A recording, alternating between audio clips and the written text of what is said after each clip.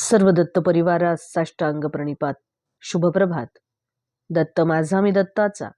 रचना श्री गुरुदत्त चरणी अर्पण. तत्पूर्वी चॅनल आवडल्यास लाईक, शेअर आणि सबस्क्राईब जरूर करावे.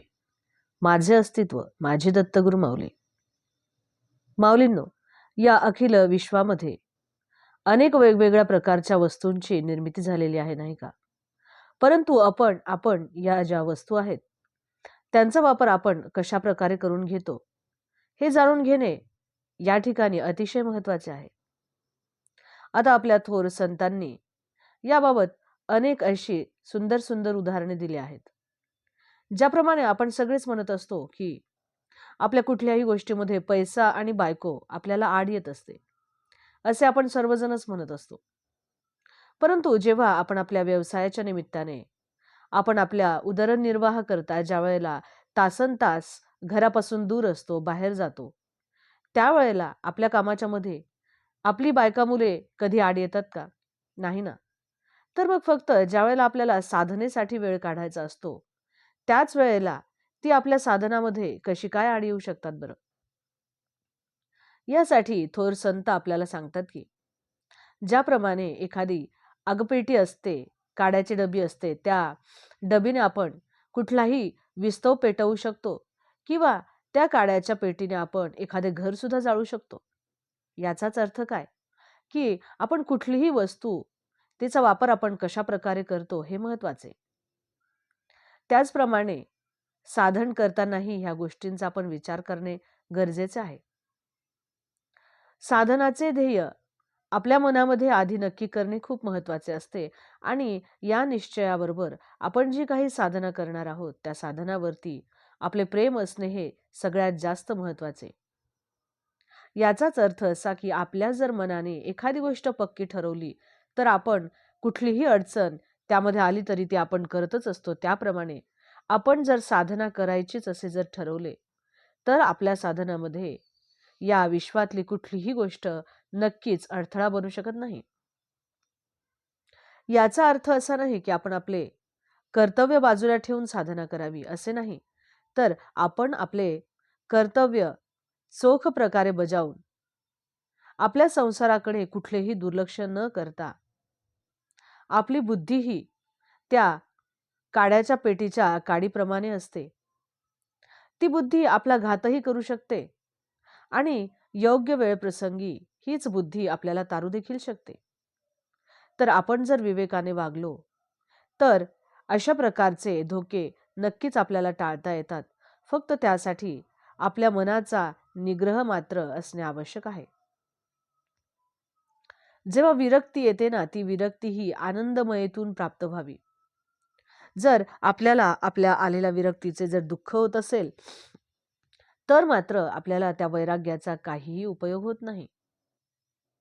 आपल्याला थोर संत सांगूनच गेलेले आहेत की वैराग्याला नेहमीच विवेकाची जोड असावी लागते.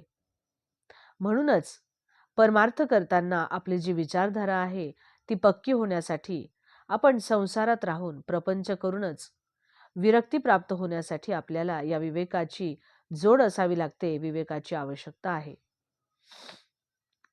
आता आपण जो काही प्रपंच करत आहोत हा आपला प्रपंच हा माझा नसून तो त्या परमात्म्याचा आहे आणि तो त्याच्याच इच्छेने चालत आहे. मी मात्र फक्त एक निमित्त मात्र होऊन तो चालवत आहे.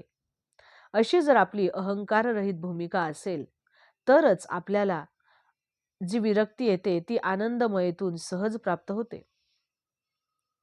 बहुतांश लोक काय करतात, आपली दुष्कर्मे आपला अहंकार झाकून ठेवतात आणि जर नकळतपणे त्यांच्या हातून क्वचित एखादे सत्कर्म जर झालेले असेल तर मात्र ते सर्व जगाला ते सांगत बसतात. अशा या मनुष्याच्या वागण्यातून फक्त दोनच गोष्टी अभिप्रेत असतात. एक म्हणजे की त्या मनुष्याचा अहंकार हा गेलेला नाही आणि दुसरी गोष्ट म्हणजे तो जो काही सत्कर्म करत आहे तो सत्कर्म देखील आपल्याला काहीतरी प्राप्त व्हावे, म्हणजेच आपल्याला या सत्कर्मातून थोडेफार तरी पुण्य प्राप्त व्हावे ह्याच अपेक्षेने तो मनुष्य ते सत्कर्म करत असतो. संत सांगून गेलेले आहेत की आपण जी काही चांगली कर्मे करतो ती देखील आपण याच अपेक्षेने करतो की ह्या जन्मात मी जर चांगली कर्म केली तर मला पुढचा जन्म हा नक्कीच सुखाचा होईल.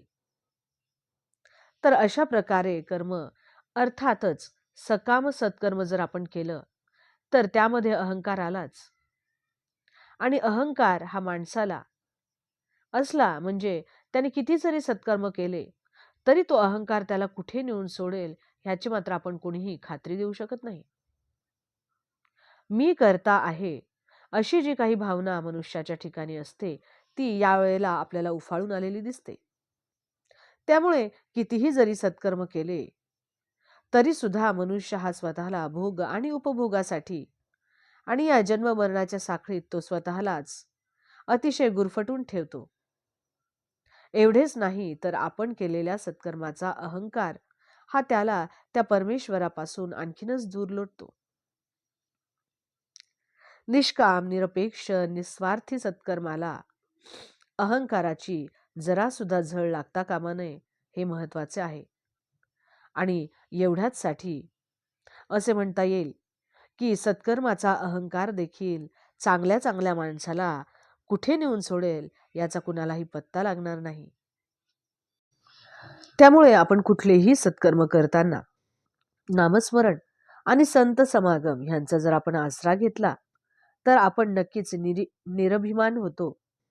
आणि आपण जे काही सत्कर्म करत आहोत, ते केवळ त्या परमेश्वराची एकमात्र इच्छा, अशा प्रकारे आणि कुठल्याही कर्माच्या फळाची चर्चा न करता किंवा कुठलीही चिंता करणे आपण जोपर्यंत आपण जेव्हा बंद करतो, तेव्हाच अशा ज्या साधकाच्या हातून जे कर्म घडते, ते त्या भगवंताच्या इच्छेनेच घडल्यामुळे ते केवळ सत्कर्म असते. अवधूत चिंतन श्री गुरुदेव दत्त. दिगंबरा दिगंबरा श्रीपादवल्लभ दिगंबरा.